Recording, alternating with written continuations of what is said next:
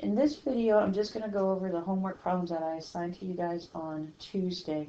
I'm going to start with the AP problems first, but again, before you watch the rest of the video, pause this or just take a picture of this and try to correct the problems, which is what I hope you guys are doing anyway. Try to correct on your own and then watch the video if you still have questions after that. So like always, I'm going to start first with the AP problems and then we'll go over the problems from the book.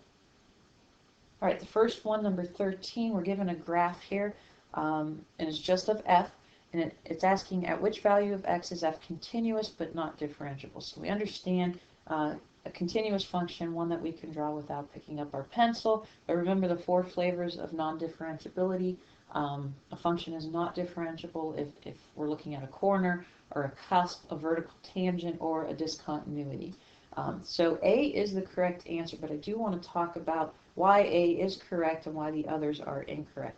So if you look at A, we definitely have a corner. It looks more like a corner than anything else up here.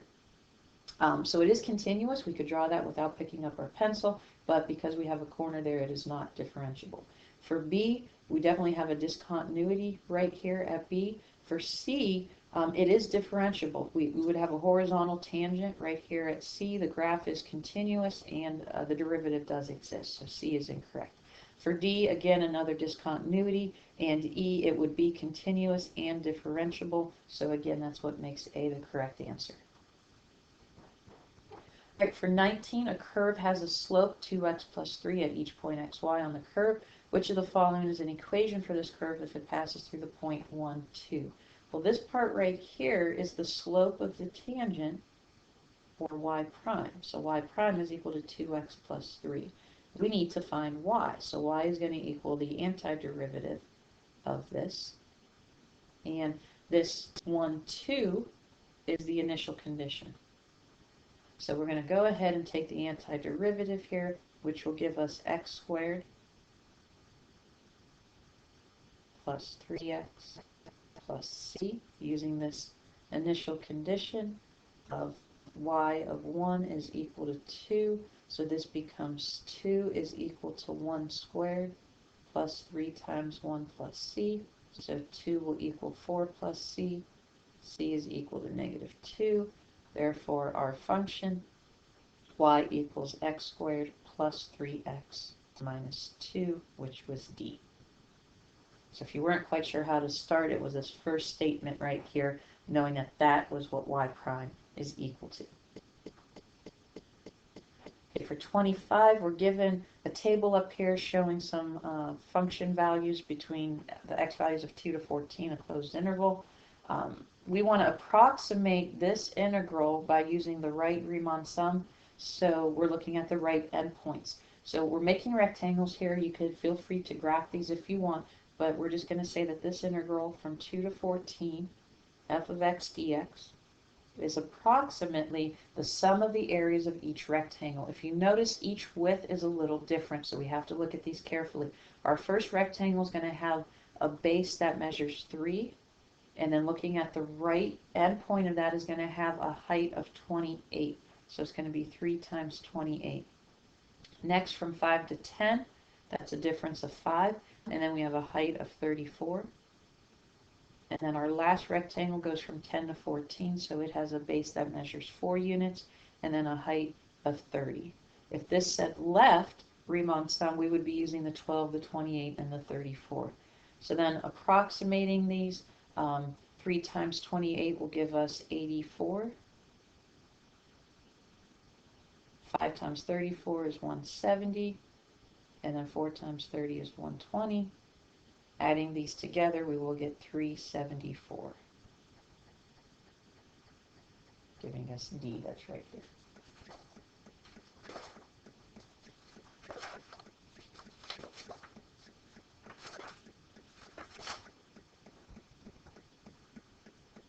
All right, for 76, again, we're given a graph, and it's asking which of the following statements must be false.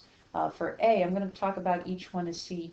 Again, the answer here was E, but I want to go over each one and explain why they would be true then. F of A exists. It is right there. So that is a pretty simple one to explain. For b, f of x is defined between all x values 0 to a. This is also true because if we just trace between 0 and a, these are all the f of x values right here, so that's true. For c, f is not continuous at x equals a. That is also true. Because remember, for a function to be continuous, the limit needs to exist, and the limit does exist. The left-hand limit here is going to equal the right-hand limit. So the limit of f of x as x approaches a exists, and f of a exists. We just mentioned that in part A, but the two need to equal each other for it to be continuous, for f to be continuous. D, the limit of f of x as x approaches a exists. We just explained it in part C as well, so that's true. So the first four are true. What E is saying is the derivative. The limit of the derivative as x approaches a exists, but if you take a look at the slopes of the tangent lines to the left of a, and then the slopes of the tangent lines to the right of a, and if we made a graph of those would be going to two different places, so this is false. Because the left-hand limit there would not equal the right-hand limit.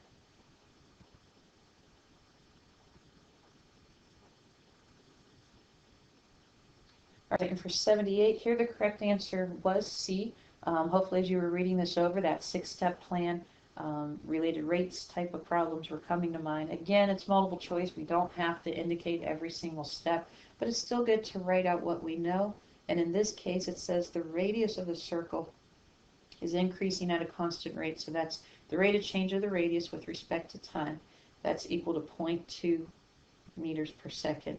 We are asked to find the rate of change of the area.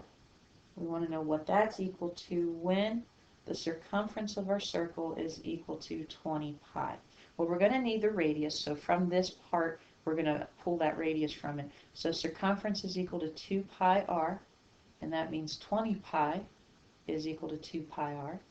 Pi's divide out, 2 divided by 20 gives us our radius is 10. So the equation we're going to use here is area is equal to pi r squared. We'll differentiate this with respect to time, so dA over dt is going to equal 2 pi r times dr over dt. And we'll evaluate here, so dA over dt is going to equal 2 pi times 10 times 0.2. 10 times 0.2 is 2. 2 times 2 pi will give us 4 pi square meters, because it's area per second. So that's C. All right, let's go ahead and take a look at the book problems. Again, we're looking at separation of variables. Now, a lot of times if you were looking in the back of the book, I'm going to use A as a lot of my answers, if you noticed on the very first page. Back of the book, still using C as a constant. It means the same thing. But let's take a look first at number 39. We were given that dy over dx is equal to y plus 5 times the quantity x plus 2. What's nice about this problem is we already have factored form. There's only y's in the first factor, x's in the second, so there's nothing to do except to start with that separation of variable.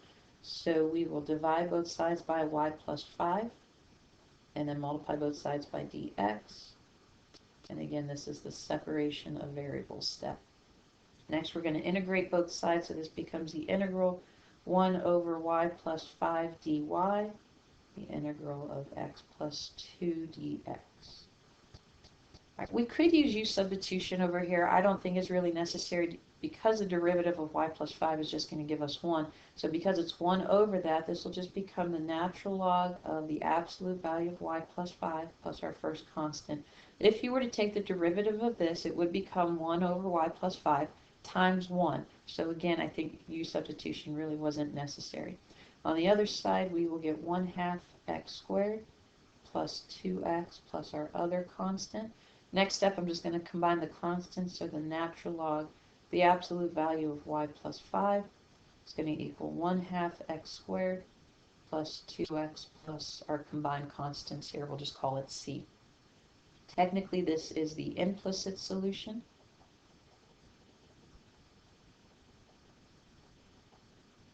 the other side, we will go ahead and find the explicit solution. So I'm going to start by taking a base of e on both sides. So we'll have e to the natural log of the absolute value of y plus 5 is going to equal e to the 1/2 x squared plus 2x plus c. At this point, to be able to figure out what c is going to equal, or to just be able to bring it down, this is where I'm going to use the law of exponents. So on the left side, we still have y plus 5, absolute value of that. Here I'm going to separate this, e to the 1/2 x squared plus 2x times e to the c. Now, if you remember from the examples in the last lesson, the back of the book just uses a c, but because I already use c here, I like to call that an a. Plus, we know in our exponential growth problems that we've seen in the past are compounded continuously when we have investments, we use an a, and you're going to see that in the next lesson as well. So I'm going to use an a here. So this will become absolute value of y plus 5. I'll put that a out in front. And then e to the 1/2 x squared plus 2x. Now, at this point, technically, because it's an absolute value, we are going to separate it, but the back of the book just has one value for a constant, and any initial condition is going to dictate what that constant, what that a value is going to be. So first, I'm going to separate it, but in the end, I'm just going to write it with as just a positive a. So this technically becomes y plus 5 equals positive a times e to the 1/2 x squared plus 2x, or y plus 5 equals negative a times e to the 1/2 x squared plus 2x. Our last step is just to subtract 5. So y is going to equal a, e to the 1/2 x squared plus 2x. I don't want to put it up there in the exponent. So then just a minus 5. Likewise over here, I'm just going to include this as our final answer, because the other one would look the same just with the negative. But again, any initial condition we were to use into either one is going to yield the same value for a, so it doesn't matter. So it's still proper to show both of these over here, and then we can just go to the one final answer. All right, next is 41. We're given dy over dx is equal to cosine x e to the y plus sine x. So we still have two separate factors, but if you notice in this factor right here, we have not only a y in the exponent, but an x as well. So I need to separate this, and anytime we're going to separate something like this, e to some sum, we're going to use the law of exponents here. So I'm going to first rewrite this. And then this becomes e to the y times e to the sine x. And now this will allow us to just divide both sides by this e to the y. So then dy over e to the y is equal to cosine x times e to the sine x. Take the integral of each side, so I'm going to write this as the integral of e to the negative y dy equals the integral of cosine x times e to the sine x dx. Now I do have to use u substitution over here on the left side, not necessarily, I'm sorry, on the right side, not necessarily on the left side. So what I'm going to do here is first just let u equal, I'm actually going to let it equal sine x. So then du over dx equals cosine x. And I hope you see where I'm going to go with this. Du over cosine x equals dx. So now I'm just going to move it over here. So now we get the integral e to the negative y dy becomes the integral of cosine x times e to the u, and then times du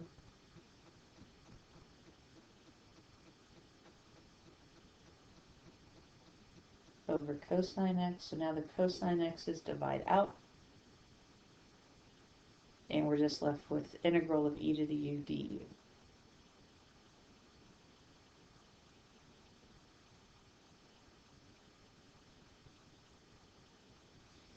Alright, again, I could use u substitution over here, but hopefully we can understand where this is going to come from. So the antiderivative of this is going to be a negative e to the negative y plus c1.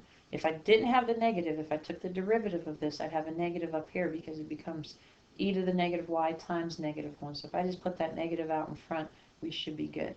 Over here, this just becomes e to the u plus c2. But now I want to bring back in the sine x that we let u equal. So we're going to get a negative e to the negative y equals e to the sine x plus that constant c. I want to, actually I'm going to call this C3 because I would need to divide everything up here by a negative 1, so it's going to change again. So we're going to get e to the negative y equals negative e to the sine x, and then technically a negative c, but I'm just going to call that final now, my just overall constant. Next I want to take the natural log of each side. Now, technically, I need this to be positive, so here I am going to use the absolute values. I'm going to rewrite this, though. It looks a little bit nicer. So c minus e to the sine x, and then this gives me negative y equals the natural log of this. And then just divide by a negative 1. So final answer is that y equals the opposite of the natural log of c minus e to the sine x. The back of the book doesn't have the absolute values. We just got to be careful. If we don't have absolute values, then it's important to understand the domain and to maybe write that out. But for right now, this would be the answer. Like I said in the back of the book, they didn't have the absolute values. So there's our answer. All right, next is taking a look at 42.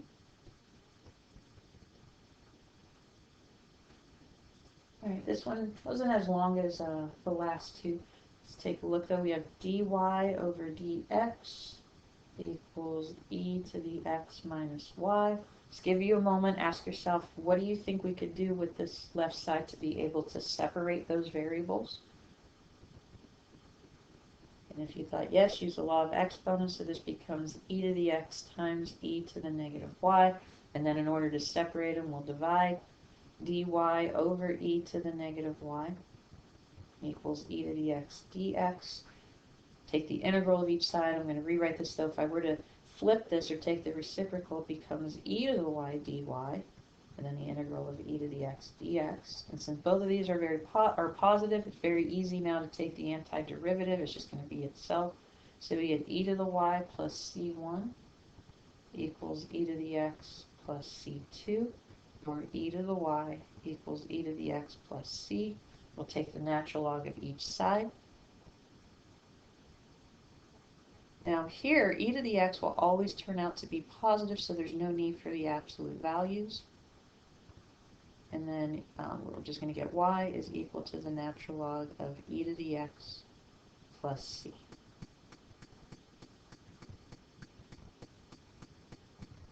Let's do 44 on the same page. All right, this one a little bit longer. We were actually given an initial condition, I believe, on this one. Yes. So we have dy over dx is equal to 4 times the square root of y times the natural log of x all over x, and that y of e is equal to 1. So I could just separate this here. I'm going to get dy over square root of y is going to equal the 4 natural log of x over x dx. I'll take the integral of each side, so here we're going to have integral of y to the 1/2 dy equals, I'll put a 4 on the outside, integral of natural log of x over x dx. For the right side, I'm going to use u substitution. I'm going to let u equal the natural log of x because I want this denominator x to divide out.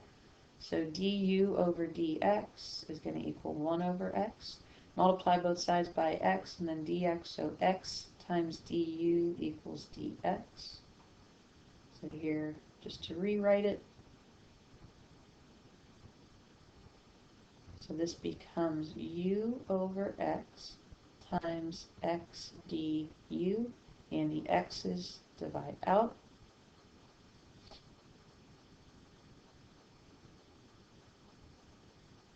So then I just get 4 times the integral of u du. This one is a little longer. So this becomes just 4 times u squared over 2, or 2u squared. And then we'll say, oops, I don't want to write it, just, actually we could go ahead and just take the antiderivative here. Alright, so this becomes y to the 3 halves over 3 halves plus our first constant. Here I could just attach this. If it's 4u, it becomes 4u squared over 2, so I could just say 2u squared plus our second constant. This will become 2/3 y to the 3 halves equals 2u squared. I'm going to bring this back in, though, as a natural log of x. That's the whole thing, the natural log of x, and then squared. And I'm going to call this C3. Because next, I do want to multiply everything by 3 halves. Oh, that was a negative 1/2. Let me go back up and change that. Negative 1/2. So then that's going to change these here.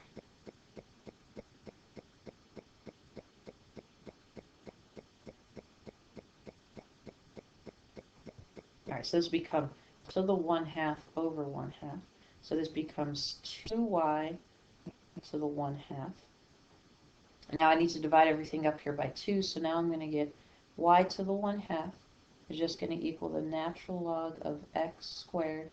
And when I multiply this third constant here by 2, I'm just going to get a final constant. Now to get rid of the 1/2, we're going to square both sides. So I'll just write this in over here. So we're going to get that y is equal to the natural log of x squared plus c squared. All right, but we still have to use our initial condition, so I'm going to scroll down.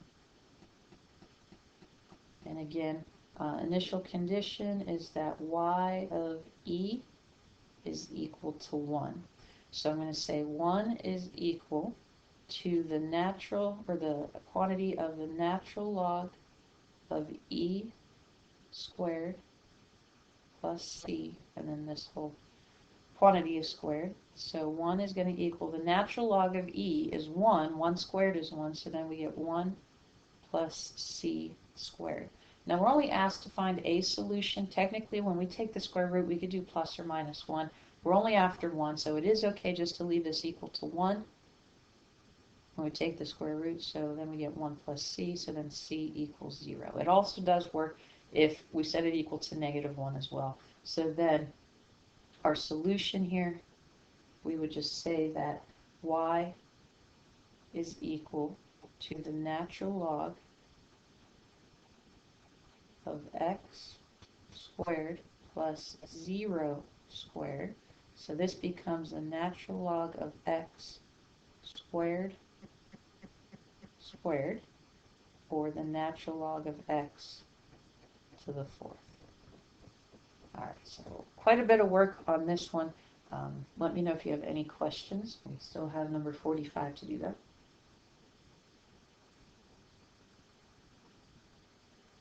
Alright, and 45 had us kind of just look at this in parts. Almost like what some of the AP problems were asking us to do is just to show. So for 45, we just needed to show that the integral of the square root of x plus 1 dx is equal to 2/3 times the quantity x plus 1 to the 3 halves plus c. So we could use substitution here. I'm going to let u equal x plus 1, then du over dx is equal to 1, and du is equal to dx. So we could just say the integral square root of x plus 1 dx becomes the integral of u to the 1/2 du. Taking the antiderivative here, we're going to get u to the 3 halves over 3 halves plus c. So this becomes 2/3 times u, which I'm going to bring that back in as x plus 1 to the 3/2 plus c, and we show that it is equal to that. So that was part A. Now for part B,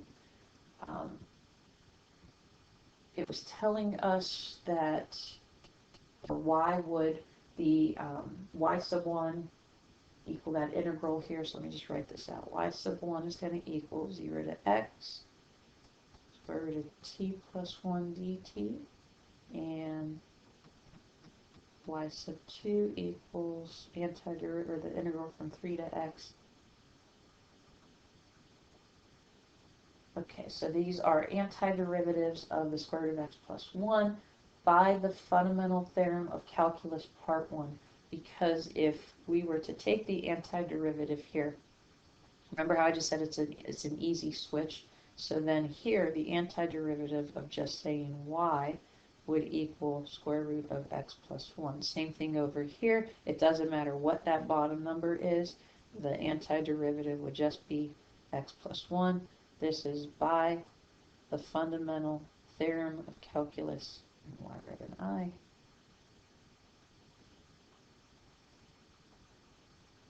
Part 1. So really, very little work here. The first part was just asking us to show it based off of our knowledge of the antiderivative, and part B was just asking us to refer back to the fundamental theorem of calculus, as it's a huge theorem for the second half of the year. As always, guys, please let me know if you have any questions. I'm going to post another video going over section 6.4, and then tomorrow I should have section 6.5 up. Next week we will review for a couple of days, and I will let you know how I'm going to go about giving the chapter 6 test. So I'll keep you posted.